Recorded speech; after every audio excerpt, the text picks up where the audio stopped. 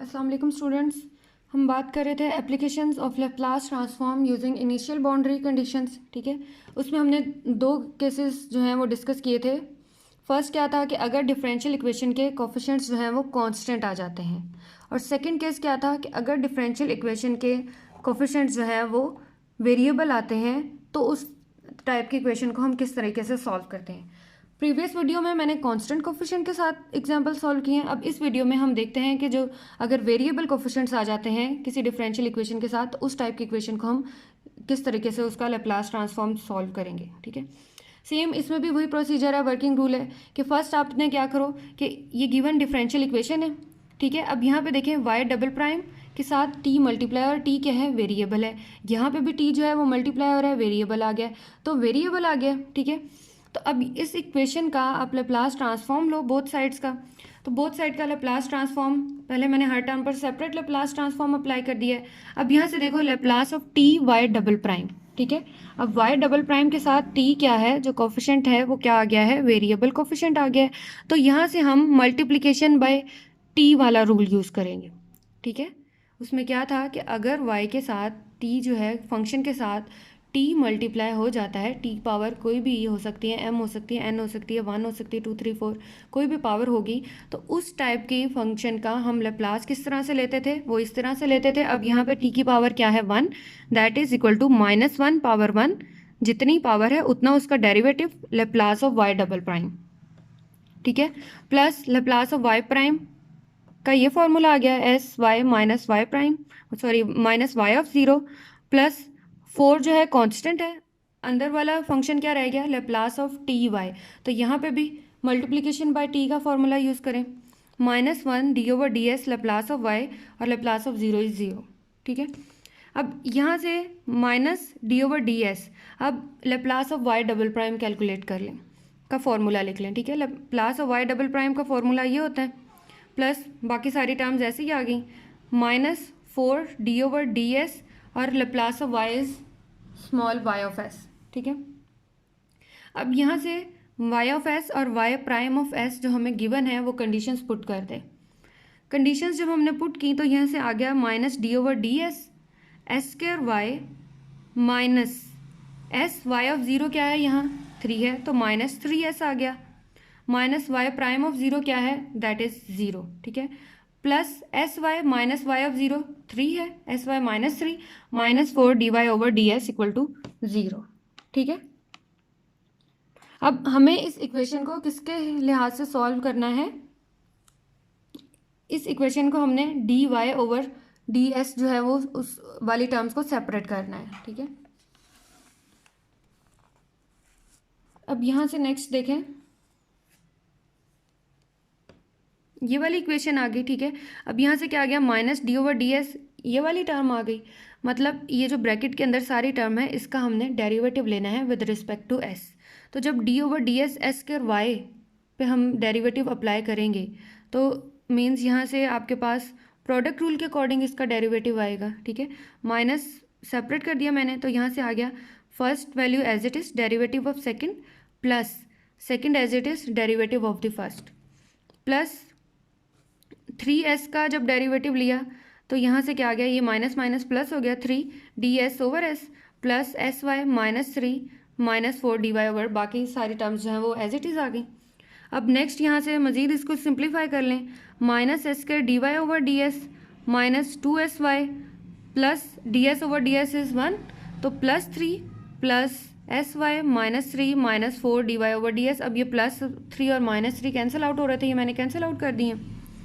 अब नेक्स्ट क्या करो कि D Y over D S वाली टर्म्स को जो है वो सेपरेट कर लें।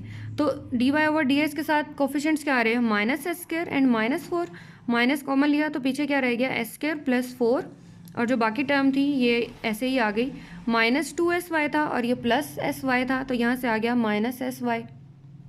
अब नेक्स्ट माइनस से मल्टीप्लाई किया तो साइन चेंज हो गया। अब यहाँ से देखें, हमें इस इक्वेशन को y ऑफ s के लिहाज से सॉल्व करना है ना। ठीक है, वर्किंग रूल क्या है कि लैप्लास ट्रांसफॉर्म लो बोथ साइड्स का, देन क्या करो जो कंडीशंस गिवन है वो पुट करें। कंडीशंस पुट करने के बाद आपने जो इक्वेशन है उसको y ऑफ s के लिए सॉल्व करना है, ठीक है। तो y ऑफ s के लिए आपने देखना है कि हम किस तरीके से जो इक्वेशन है उसको सिंप्लीफाई कर सकते हैं। तो ये हम बात कर रहे हैं लीनियर डिफरेंशियल इक्वेशंस की। तो लीनियर डिफरेंशियल इक्वेशंस को सॉल्व करने के बहुत सारे मेथड हैं, ठीक है। उसमें सेपरेशन ऑफ वेरिएबल का मेथड भी है, या कुछ इक्वेशंस ऐसी आ जाती हैं जिनमें हम इंटीग्रेटिंग फैक्टर के अकॉर्डिंग उसको सॉल्व करते हैं, ठीक है। तो अब ये जो गिवन इक्वेशन आ गई है ये वाली, अब इस इक्वेशन के करस्पॉन्डिंग आपने देखना है कि ये किस टाइप की फॉर्म बनी है। तो हम इस इक्वेशन को किस तरीके से सॉल्व करेंगे, क्या ये इंटीग्रेटिंग फैक्टर के मेथड से सॉल्व होगी या सेपरेशन ऑफ वेरिएबल के मेथड से सॉल्व होगी, ठीक है। अब इस इक्वेशन को हम सेपरेशन ऑफ वेरिएबल मेथड से सॉल्व करेंगे, ठीक है। तो बाय सेपरेशन ऑफ वेरिएबल यहाँ से मेरे पास क्या आ गया, y वाली टर्म सेपरेट कर लें, D Y over D S plus S D S over S square plus 4 that is equal to 0। अब किसके लिए हमें सॉल्व करना है, y के रिस्पेक्ट y ऑफ s के लिए सॉल्व करना है इस इक्वेशन को। तो y ऑफ s के लिए सॉल्व करने के लिए हमें क्या करना पड़ेगा, इस इक्वेशन को इंटीग्रेट करना पड़ेगा, क्योंकि डी वाई ओवर वाई मतलब डेरिवेटिव आ गया ना। तो उसके लिए हम क्या करेंगे, अगर इस इक्वेशन को इंटीग्रेट कर दें तो हमारे पास y के रिस्पेक्ट इक्वेशन आ जाएगी। तो जब इंटीग्रेट किया तो D Y over Y that is equal to L N Y, ठीक है, प्लस अब इस इक्वेशन को इंटीग्रेट किया s over S square plus 4। अब यहाँ पे देखो नीचे क्या है, एस स्क्वायर है, तो इसका डेरिवेटिव क्या होता है, दैट इज 2s, मतलब ऊपर s तो है बट 2 मिसिंग है। तो उसके लिए हम क्या करो, इसको 2 से मल्टीप्लाई और डिवाइड कर दें। तो 1/2 ln s square plus 4 plus integration कर रहे हैं ना, तो integration plus constant of integration c आना था, तो उसको मैं लेफ्ट साइड पे ले गई हूँ तो मैंने c1 कर दिया है, ठीक है। नेगेटिव था, सपोज यहाँ से आप ऐसे कर लें, प्लस c आता था ना यहाँ से, प्लस अल्फ़ा ले लें, ठीक है, अल्फ़ा था। तो जब वो इक्वेशन के राइट साइड पे है वो क्या बन जाएगा, माइनस अल्फ़ा। तो माइनस अल्फ़ा को मैं लिख सकती हूँ that is equal to c1, ठीक है। ये सिर्फ आपके समझने के लिए लिखा था। अब नेक्स्ट क्या करें, आ गया ये ln y plus 1/2 ln s square plus 4 equal to c1। हमें y के रिस्पेक्ट सॉल्व करना है इस इक्वेशन को। तो यहाँ से क्या करो, इस इक्वेशन को कि बोथ साइड्स को आप मल्टीप्लाई कर दें विद एक्सपोनेंशियल, ठीक है, e से मल्टीप्लाई कर दें, या e से मल्टीप्लाई कर लें या एक्सपोनेंशियल टर्म ले लें इसका। तो उसके लिए हम क्या करते हैं, इस तरीके से लिखते हैं e power ln y plus e power 1/2 ln s square plus 4। तो ln से कैंसिल हो जाता है, तो हमारे पास रिमेनिंग क्या रह गया, y plus S square plus 4 power 1/2। Power पहले है तो नेचुरल लॉग में क्या होता है कि हम उसको पावर में लिख सकते हैं, अगर कोई टर्म जो है कांस्टेंट टर्म मल्टीप्लाई हो रही है और आगे ln का फंक्शन है, तो पावर जो कांस्टेंट वैल्यू है उसको हम ln की पावर में लिख सकते हैं, ln वाले फंक्शन की पावर में, ठीक है। तो बोथ साइड्स का जब हमने एक्सपोनेंशियल लिया तो यहाँ से आ गया y plus S square plus 4 power 1/2, और यहाँ से भी जब इसका एक्सपोनेंशियल लिया c1 का, e पावर c1 आ जाएगा। तो इसको लिख लें that is equal to beta के इक्वल ले लें, ठीक है।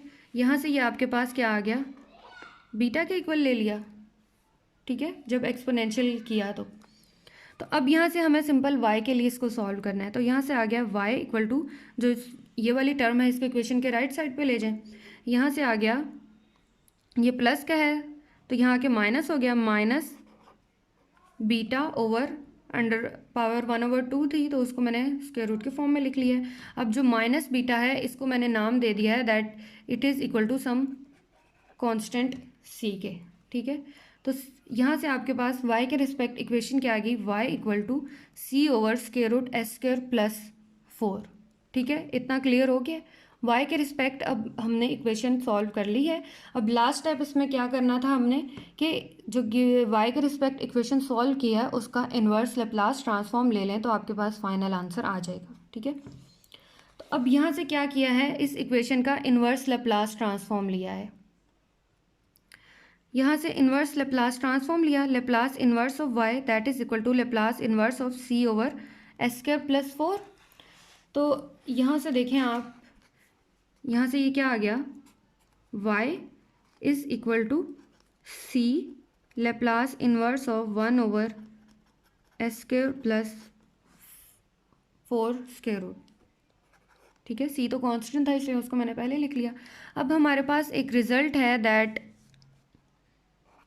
जे not of 2t is equal to 1 over under root S square plus A square, ठीक है। रिजल्ट क्या है दैट लेप्लास इन्वर्स आएगा साथ में, that Laplace inverse of 1 over square root S square plus A square that is equal to J not of 2t, where J not of 2t is the Bessel function of order 0, ठीक है। या हम इसको इस तरह से लिख सकते हैं that Laplace of J not of T के करस्पॉन्डिंग अगर करें that is equal to 1 over square root S square plus 1, ठीक है। इस साइड पे ले जाओ तो Laplace of J not of T is equal to 1 over square root S square plus 1 square, ये एक रिजल्ट है that is called the Bessel function, Bessel function of order 0, ठीक है। तो अब यहाँ से देखें ये क्या बन रहा है, Laplace inverse of 1 over square root S square plus 4 है ना, तो ये वाली फॉर्म नहीं बन रही। Laplace inverse of 1 over S square plus A square that is equal to J not of T, ठीक है। तो मैं इसको लिख सकती हूँ that y is equal to C J not of, अब यहाँ पे a की वैल्यू क्या है, a की वैल्यू 2 है ना, that is equal to 2t, ठीक है। y इक्वल आ गया सी जे नॉट ऑफ 2t, तो ये हमारे पास इस डिफरेंशियल इक्वेशन का सॉल्यूशन आ गया। यहाँ पे सिर्फ एक रिजल्ट हमने यूज़ किया है कि बेसल फंक्शन का, जो कि किसके इक्वल होता है that J not of 2t is equal to Laplace inverse of 1 over S square plus A square, ठीक है। अब नेक्स्ट इसमें आप एक स्टेप ये भी कर सकते हैं कि आपके पास ये कांस्टेंट है c, इसकी वैल्यू भी कैलकुलेट कर सकते हैं। अब वैल्यू कैलकुलेट करने के लिए देखें यहाँ पे क्या है, ये बेसिकली t का फंक्शन है, y ऑफ t आप इसको लिख लो या खाली y लिख लें, ठीक है। तो y ऑफ t है, हमें गिवन कंडीशन क्या है that y of zero equal 3 है, ठीक है। तो अगर मैं ये वाली इनिशियल कंडीशन यूज़ करूँ that y of 0 equal to 3, तो उसके करस्पॉन्डिंग हम जो कांस्टेंट है t उसकी वैल्यू जो है वो कैलकुलेट कर सकते हैं। अब यहाँ से देखें, यहाँ से क्या आ गया है, y ऑफ t अगर मैं y ऑफ 0 लूँ, t की वैल्यू 0 लूँ, तो y ऑफ 0 किसके इक्वल आएगा, 3 के इक्वल। इसको मैं यहाँ पे सॉल्व कर देती हूँ। यहाँ से क्या आ गया है, y of t equal to C J not of 2t। अब अगर हम ये वाली कंडीशन यूज़ करें that y of 0 is equal to c, यहाँ 0 का क्या मतलब है, t को हमने रिप्लेस करना है with 0, C J not of 2 into 0 that is 0, और y of 0 according to given condition किसके इक्वल है, 3 के इक्वल है, ठीक है। तो यहाँ से आ गया इक्वल टू 3। अब नेक्स्ट हमारे पास रिजल्ट है that J not of 0 is equal to 1, ठीक है। ये भी बेसल फंक्शन की ही कंडीशन है। तो यहाँ से आपके पास क्या आ गया, c इक्वल आ गया 3 के, ठीक है। c इंटू 1 इक्वल टू 3, तो c इक्वल टू 3। तो यहाँ से फाइनल रिजल्ट क्या आ गया फिर आपके पास that it is equal to, यहाँ आप इसको लिख सकते हैं that this implies y equal to 3 j not of 2t। ये फाइनल आंसर आपके पास आ गया, ठीक है। ठीक है, होपफुली क्लियर हो गया होगा। कोई भी फंक्शन डिफरेंशियल इक्वेशन आपको दी होगी, उसको आपने देख लेना है कि कांस्टेंट कोफिशिएंट्स हैं या वेरिएबल कोफिशिएंट्स हैं। अगर वेरिएबल कोफिशिएंट्स हैं तो y ऑफ s बनाने के लिए आपने फिर सोचना है कि डिफरेंशियल इक्वेशन को हम किस तरीके से सॉल्व करें, उसको इंटीग्रेटिंग फैक्टर लें या उसके सेपरेशन वेरिएबल वाला मेथड यूज़ करें, या और भी डिफरेंशियल इक्वेशन को सॉल्व करने के मेथड हैं। कौन सा मेथड बेस्ट सूटेबल है वो आपने इसको चेक कर लेना है, ठीक है। अगर वीडियो समझ आ गई है तो वही बात, इसको सब्सक्राइब करो ताकि आपको जो बाकी वीडियोज़ हैं वो टाइमली रिसीव होती रहें। Okay, thank you.